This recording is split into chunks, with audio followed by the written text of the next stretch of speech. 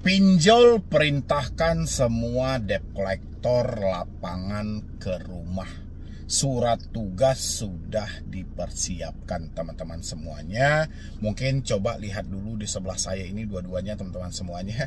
Itu adalah surat tugas yang mana debt collector telah diperintahkan ke lapangan untuk mengambil tagihan dengan lunas. Nah, ketika debt collector sudah sampai ke rumah Anda, tidak ada lagi namanya toleransi, tidak ada lagi namanya negosiasi, tidak ada lagi yang namanya pencicilan. Semuanya wajib dibayar lunas.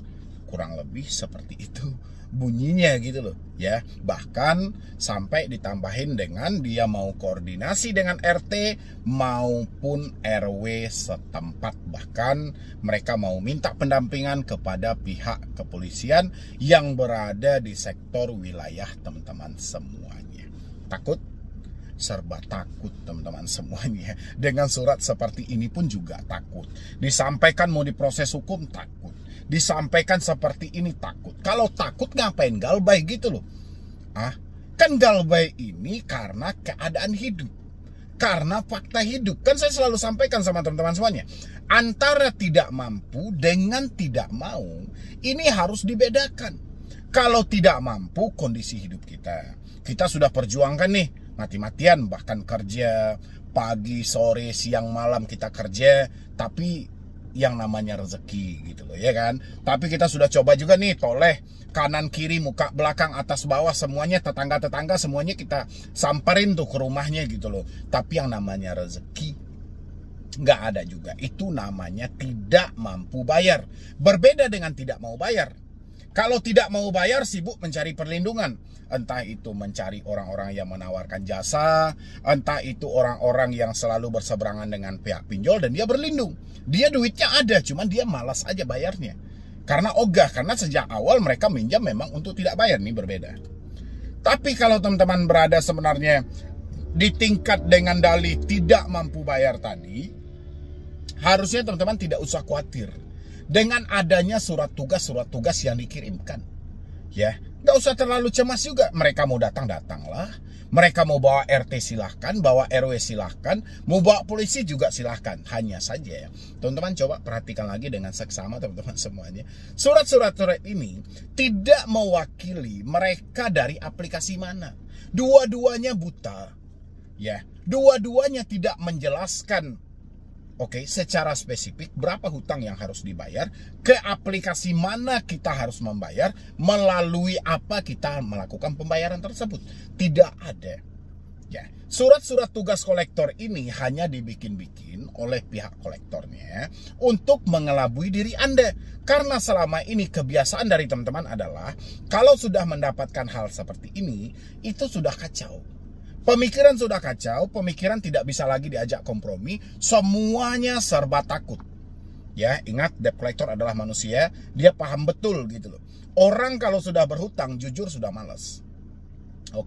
Orang kalau sudah berhutang selalu beranggapan hal ini baik-baik saja. Padahal keadaan sudah tidak mampu. Karena sandiwara itulah kenapa selalu Anda ditakut-takuti dengan yang namanya ancaman debt collector, surat tugas yang sudah mereka siapkan. Bahwasanya akan terjadi penurunan debt collector besar-besaran sepanjang bulan Agustus misalnya gitu kan. Kan sering disampaikan itu. Kita akan datang, contoh kayak di bulan Juli kan, di bulan Juli.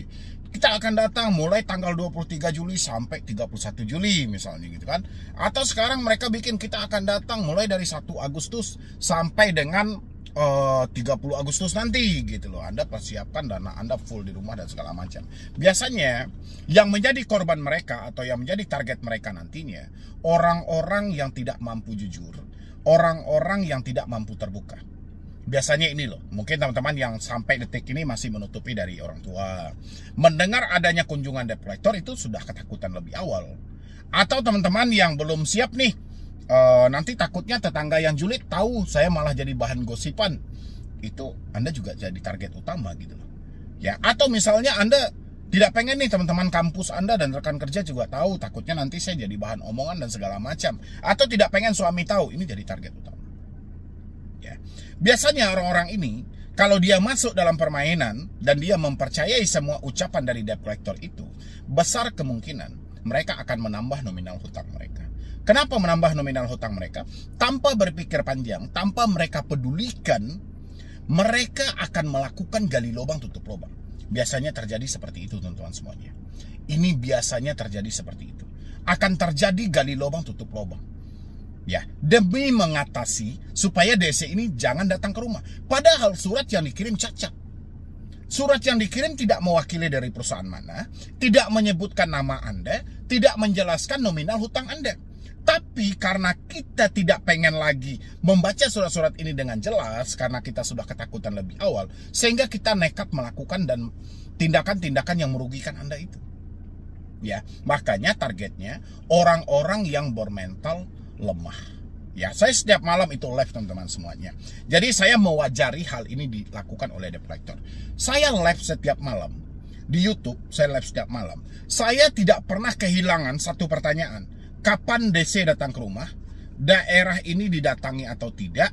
Galbay aman atau tidak? Ya, ini 3 pertanyaan berbeda tapi maksudnya sama. Ya, kapan DC datang ke rumah? Daerah mana yang dikunjungi? Galbay ini aman nggak?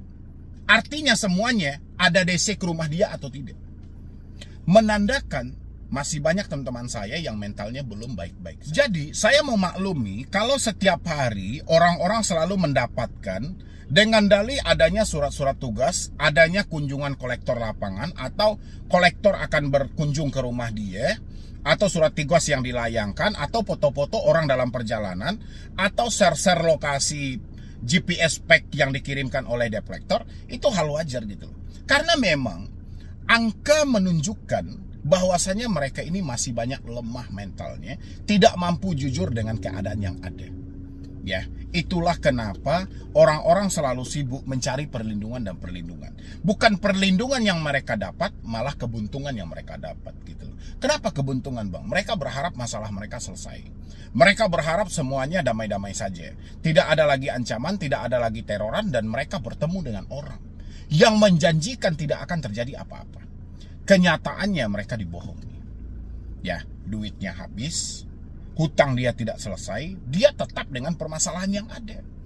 Gitu loh, makanya seringkali teman-teman terjebak dengan jasa backup data, amankan data, hentikan sebar data, kaper debt collector dan segala macam. Seringkali teman-teman terjebak dalam hal itu. Padahal hal-hal yang 2 ini dikirimkan itu nggak ada apa-apanya. Cuman Anda aja yang terlalu berlebihan, terlalu over rasa takutnya, tanpa ada kendali yang jelas dalam hidup Anda, sehingga tindakan ceroboh itu selalu dilakukan.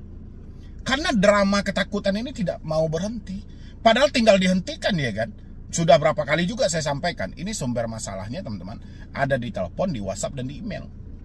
Di sana letak sumber masalahnya. Kalau kamu tidak mau memutus komunikasi ini, sumber masalah itu tetap ada. Ya, kamu tetap akan ketakutan. Sekuat apapun mentalmu, kamu akan ketakutan. Karena mereka pintar untuk menciptakan banyak drama. Sementara kita hanya satu. Ya, kita takut dan kita membawa rasa bersalah dan penyesalan yang sangat tinggi. Cuman itu aja gitu loh. Sementara debt collector, mereka lincah banget. Mereka menguasai segi ancaman. Apapun model nasabahnya, mereka sudah pelajari. Jadi buat teman-teman saya semuanya, please banget, kalau Anda mendapatkan surat penurunan kolektor lapangan, surat tugas debt collector lapangan, itu nggak ada, teman-teman semuanya. Itu hanya menekan Anda, menakut-nakuti Anda. Yuk gali lubang, tutup lubang aja yuk. Kau pinjam aja tuh ke aplikasi lain. Kau cari tuh pinjol yang gampang cair. Kau jual tuh aset-asetmu yang ada, itu aja yang enggak gitu. Makanya Anda digertak dengan hal-hal seperti ini. Debt collector itu dia nggak perlu ngirim-ngirimkan Anda surat tugas. Dia nggak perlu nyampe-nyampekan dia mau datang. Dia tinggal datang aja sesuai perintah perusahaan, dia langsung berkunjung ke rumah Anda gitu. Ya. Kalaupun dia mau konfirmasi, itu sudah berada di rumah Anda. Bu, saya sudah di depan rumah, ini orangnya nggak ada. Itu baru jelas gitu loh. Tapi kalau dia mau kirimkan, ada sebuah perencanaan dan segala macam, itu mustahil. Yang ada, dia tidak akan pernah menemukan nasabah yang tertunggak tadi di rumah gitu. Karena prinsip orang ngutang kalau tidak bayar tuh kabur. Dia ketakutan. Ya kan? Nggak mungkin dong debt collector langsung memberikan aba-aba bahwa dia mau datang. Tunggu di rumah ya, kami mau ke sana. Yang ada kabur lah orang. Jadi selagi Anda mendengarkan kata-kata tunggu di rumah, jangan kemana-mana, kami akan berkunjung, itu nggak akan datang. Itu nggak ada itu. Makanya Anda tunggu selama setahun pun nggak datang dia itu. Atau dia sampaikan besok pagi dia mau datang nih surat tugas kami, itu nggak datang juga gitu. Selagi masih bersuara, kunjungan itu nggak ada. Ya, dia yang paling berbahaya itu senyap teman-teman. Dia coba konfirmasi, ya, dia konfirmasi, dia tanyakan baik-baik gimana pembayarannya dan segala macam, tapi Anda tidak ada gubris juga dan segala macam. Baru tiba-tiba dia sudah datang aja tuh di rumah Anda gitu loh. Baru dia tanyakan gitu loh. Ini bukan suatu yang menakutkan juga. Jangan jadikan ini bahan untuk menakuti diri Anda, tidak. Anda berkomunikasilah dengan baik. Sampaikan apa yang terjadi. Apa kendala Anda sehingga belum melakukan pembayaran? Sampaikan sama debt collector-nya, kendala saya di sini. Duit saya nggak ada. Jujur aja udah. Kan sering tuh teman-teman bertanya, "Bang, kalau DC datang kira-kira kita ngomong apa ya?" Yang ngomong apa? Yang ngomong tentang hutang kita lah. Kenapa kita belum bayar? Apa penyebab kita tidak bayar? Jelaskan aja. Oh, debt collector tidak mengerti, Bang. Itu urusan mereka. Jangan pernah menunjukkan kelemahan kita di hadapan debt collector. Kalau Anda tidak pengen terjadi bentrok dengan mereka. Selagi Anda menunjukkan suatu kelemahan ketika berkomunikasi atau berhadapan dengan debt collector, Anda akan diinjak-injak habis-habisan. Ya, jadi biasa aja, sampaikan aja, saya belum ada duit. Karena pekerjaan saya seperti ini, saya resign, perputaran duit saya seperti ini. Kalau Anda mau nunggu, kalau Anda tidak mau nunggu, lanjutkan risikonya. Lebih simpel kan seperti itu, tapi kita juga penting ketika ada debt collector yang datang, Anda harus tahu juga apa yang perlu dipertanyakan seperti IDKAR, surat kuasa, sertifikat profesi bidang penagihan, itu penting untuk ditanya. Jangan kita buru-buru langsung masuk ke topik pembahasan kita aja, hutang kita, jangan. Kita cek dulu mereka ini siapa dan dari mana. Harus ada dong bukti dokumen-dokumennya. Kalau nggak ada ya udah Anda balik aja dulu. Besok aja datang ke sini lagi kalau dokumen Anda sudah lengkap. Ya, jadi saya berharap buat teman-teman semuanya yang mendapatkan surat-surat tugas pengunjungan debt collector, jangan dijadikan ini beban, jangan dijadikan ini sebagai masalah untuk Anda gali lubang tutup lubang. Ya, jadi sekian dulu dari saya, Medio Bro nih. Wassalam. Di luar dugaan gitu loh, semua pinjol kompak untuk membawa semua debetur yang galbay pinjol ke pengadilan, ke ranah hukum, akan diproses sesuai dengan hukum yang berlaku. Takut teman-teman semuanya? Jangan takut terus gitu loh. Ini ucapan yang dilontarkan oleh debt collector, yang dikirimkan oleh debetur kepada saya gitu loh. Yang mana dia mendapatkan chat bahwasannya dia sudah mendapatkan surat dari lawyer ya, yang menurut kop suratnya itu lawyer yang mana dia menyampaikan bahwa kalau tidak melakukan pembayaran juga di aplikasi kami, di fintech, di pinjaman online, bahwasannya ini pinjol telah memberikan mandat untuk membawa debetur ini ke pengadilan. Ya, yang takut silahkan isi di dalam kolom komentar teman-teman semuanya, karena setiap kali kita membahas hal ini, pro dan kontra itu selalu muncul gitu loh. Dia bukannya menonton video ini sampai habis, malah mengambil judul dan thumbnailnya.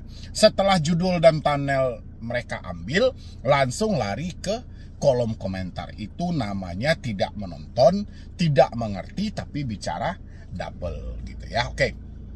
Untuk teman-temanku yang mendapatkan chat, telepon, WhatsApp, ataupun email yang mana Anda akan dibawa ke pengadilan oleh ya, mungkin kop suratnya itu diambil dari dia mengaku-ngaku sebagai lawyer dan segala macam, teman-teman tidak usah percaya. Itu yang saya sampaikan, tidak usah percaya gitu. Kenapa tidak usah percaya? Lawyer itu tidak melakukan penagihan. Ya, kalau soal somasi sih oke-oke aja gitu loh, mengingatkan suatu tagihan. Tapi kalau dia ikut serta menagih juga, yang mana di bawahnya selesaikan tagihanmu hari ini juga, kalau tidak diselesaikan, kamu terima resikonya nanti. Terus teman-teman takut. Dan habis itu, surat yang selalu Anda dapat bahwasannya Anda akan dibawa ke pengadilan ini, mereka tidak mewakili sama sekali mereka dari perusahaan mana. Apakah itu perusahaan A, apakah itu perusahaan B atau C, nggak ada gitu loh. Di dalam surat itu hanya berbunyi perwakilan fintech atau pinjaman online. Silahkan bayar hutang Anda di fintech ataupun pinjaman online. Pinjaman online ini banyak. apakah ilegalkah, legalkah, atau yang mana? Coba teman-teman semuanya yang mendapatkan surat-surat seperti itu melalui WA, melalui email, coba dipahami lagi ini aplikasinya apa gitu loh. Kira-kira kalau teman-teman mencari talangan dana, taruhlah Anda mencari di aplikasi lain, kira-kira teman-teman mau bayar di mana tuh?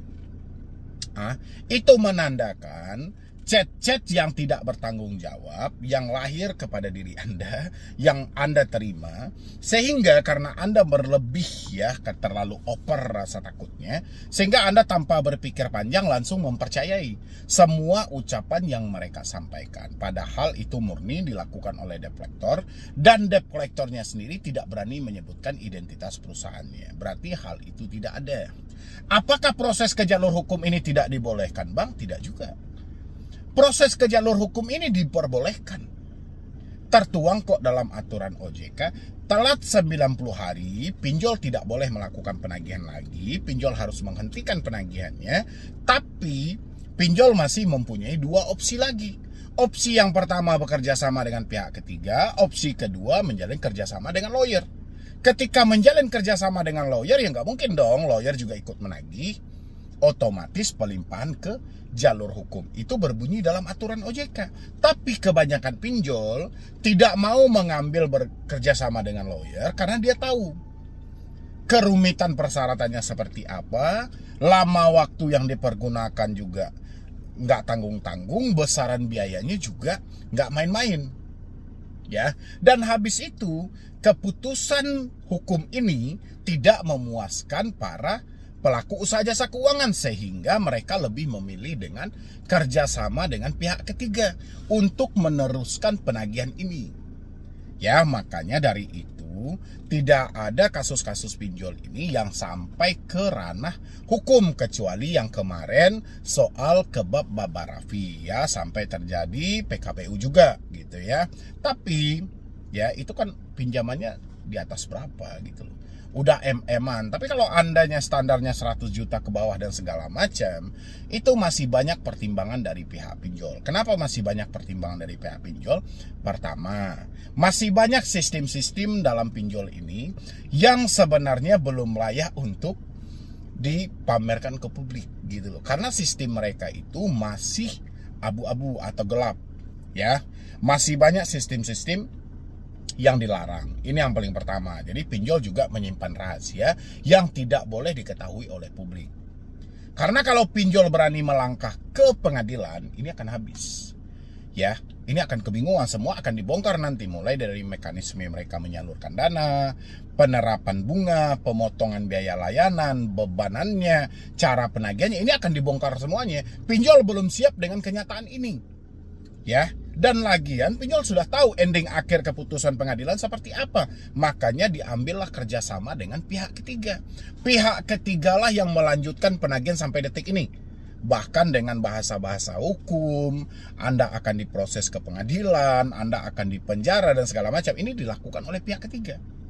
Pihak ketiga berupa mungkin pihak-pihak yang mengambil data setelah internal, setelah waktu dari 90 hari tadi. Atau pinjol tidak mau mengambil opsi dua-duanya. Bekerja sama dengan pihak ketiga juga tidak, bekerja sama dengan lawyer juga tidak, tapi pinjol tetap menyuruh desk call mereka melakukan hal itu. Ya, ini soal keterbatasan anggaran mereka tadi. Ya, karena mereka cuma pengen keuntungan yang besar, mereka tidak mau rugi lagi nih. Ya kan? Makanya dimintalah desk call-nya untuk melakukan hal yang sama. Akhirnya desk call mencari-cari nih, apa ya kira-kira sehingga dikirimlah ke kebanyakan orang tentang surat-surat bahwasannya Anda mau dibawa ke pengadilan. Sebenarnya Anda dibawa ke pengadilan ngapain sih? Mau nengok-nengok pengadilan? Ya, jadi teman-teman semuanya, please, dengan bahasa-bahasa seperti ini, kita sudah di bulan Agustus ya, Ini sudah di bulan di mana Indonesia dimerdekakan. Tepat nanti di 17 Agustus itu Indonesia sudah merdeka. Jadi semangat perjuangan kita di bulan Agustus ini jangan sampai luntur juga. Mental kita itu untuk mengusir penjajahan yang ada di Indonesia ini sangatlah mental baja. Ya, jadi buat teman-teman semuanya, please banget. Kalau sudah tidak mampu, ya sudah. Kalau nggak sanggup ya sudah, tinggal PR-nya bagaimana nih caranya berdamai dengan pemikiran supaya kita tidak terhanyut dengan yang seperti ini, yang katanya begini, yang katanya begini. Kita tidak terhanyut lagi dalam hal itu. Kita bisa stabil dengan pemikiran kita. Oh, ini nggak ada ini cuman gertakan aja nih. Toh pada dasarnya saya juga tidak mampu bayar. Harusnya pemikiran kita seperti itu, bukan malah pemikiran kita juga ikut-ikutan dalam hal itu. Wah, kita udah mau dibawa ke pengadilan, kita sudah membayangkan kita masuk pengadilan langsung disidang dan segala macam. Itu dramamu itu kawan-kawan. Faktanya nggak ada. Ya, jadi buat teman-teman semuanya, hari ini tetap fokus aja, fokus buat bekerja, fokus buat berusaha, itu jauh lebih baik loh. Di tengah lumpuhnya ekonomi Indonesia, ekonomi sedang tidak baik-baik saja. Habis itu Anda tetap melangkah buat ke depan, Anda maju buat ke depan untuk bertahan hidup, itu jauh lebih baik daripada Anda mengkhawatirkan sesuatu yang jelas-jelas hal itu tidak akan terjadi. Ya, dengan cara Anda mau diproses ke jalur hukum, Anda akan di penjara dan segala itu nggak ada teman-teman semuanya. Bahasa-bahasa seperti itu bahasa yang sudah sering digunakan debt collector, karena debt collector tahu ketika sudah ancam datang ke rumah satu, proses hukum satu, ya sudah debt collector selalu berhasil dalam hal itu, sehingga ancaman-ancaman mau dibawa ke pengadilan, surat pengadilan misalnya kan, surat laporan polisi dan segala macam, itu sudah menjadi hal yang biasa bagi debt collector karena dia berhasil. Ketika melakukan hal seperti itu, dia kirimkan Anda bahwasannya Anda mau diproses nih, Anda ketakutan. Begitu Anda ketakutan, si pinjolnya ini atau debt collector bisa mengarahkan Anda untuk ambil aja aplikasi lain. Kalau nggak cari talangan dana, kalau nggak kami nggak mau tahu dengan segala macam. Pokoknya Anda akan kami proses ke jalur hukum. Selagi Anda masih menunjukkan ketakutan, mereka akan hajar habis-habisan. Tapi coba persetan dengan hal itu, terserah Anda lah. Anda mau laporkan saya, laporkanlah. Ketika Anda pasrah dengan hal itu, Anda pasrah. Tapi di samping pasrah itu, pemikiran Anda terus jalan, bukan berarti untuk menakut-nakuti diri Anda. Pinjol akan kalah. Ya, debt collector pun nggak ada apa-apanya lagi gitu loh. Karena tugas debt collector, tingkat keberhasilan mereka adalah memberikan Anda ketakutan. Dan ketika Anda tidak mengalami ketakutan sama sekali, debt collector gagal dalam hal itu. Ya, itu ya buat teman-teman semuanya. Jadi apapun ancamannya, baik itu diproses ke jalur hukum, Anda mau dipenjara, mau dibawa ke pengadilan, tidak usah dipercaya. Sekarang melangkahlah maju buat ke depan, selamatkanlah hidup Anda, kumpulkan uang Anda, penuhi kebutuhan Anda, dan sisihkan sedikit untuk nanti Anda menegosiasi kalau Anda pengen melakukan pembayaran atau bayar pokok dari hutang pinjol ini. Oke, mungkin dari saya cuma itu aja dulu teman-teman semuanya. Mudah-mudahan ini bisa membantu Anda tidak kepanikan lagi, Anda tidak stres lagi, dan kedepannya masalah Anda cepat selesai dan rezeki Anda selalu berlimpah. Amin. Jadi sekian dulu dari saya, Benny Bro nih. Wassalam.